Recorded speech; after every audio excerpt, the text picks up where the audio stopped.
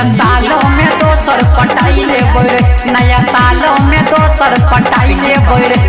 देव रमन जते छे पुराना की भुलाई देबै रे, जते छे पुराना की भुलाई देबै रे। नया साल में हम नया माल पटाई लेबै रे, नया साल में हम नया माल पटाई लेबै रे। जते छे पुराना की भुलाई देबै रे, जते छे पुराना की भुलाई देबै रे। नया साल में हम दोसर पटाई लेबै रे, नया साल में हम दोसर पटाई लेबै रे, नया साल में हम दोसर पटाई लेबै रे।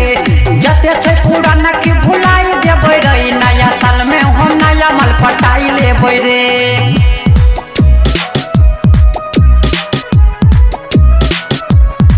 नया सालों में दोसर पटाई लेबै रे, नया सालों में दोसर पटाई लेबै रे। सिगरेट के संग में पीबै चले बियर, सिगरेट के संग में पीबै चले बियर। फोन पे कहबै हैप्पी न्यू ईयर, फोन पे कहबै हैप्पी न्यू ईयर। सिगरेट के संग में पीबै चले बियर, फोन पे कहबै हैप्पी न्यू ईयर।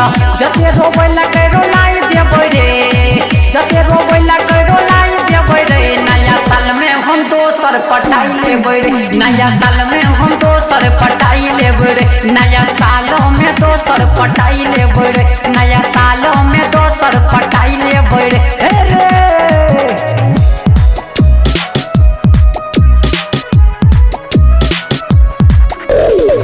नया सालों में दोसर पटाई लेबै रे, नया सालों में दोसर पटाई लेबै। दारू रे छलै बिहार में बंद रे, दारू रे छलै बिहार में बंद रे। गाजा में सोटा देबै दाना दाना रे, गाजा में सोटा देबै दाना दाना रे।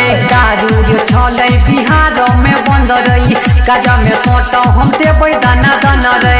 राजा हम केवल के बोलाई लेबै रे, गोहरा वास्कर के मनाई लेबै रे। नया सालों में दोसर पटाई लेबै रे, नया सालों में नया माल पटाई लेबै रे।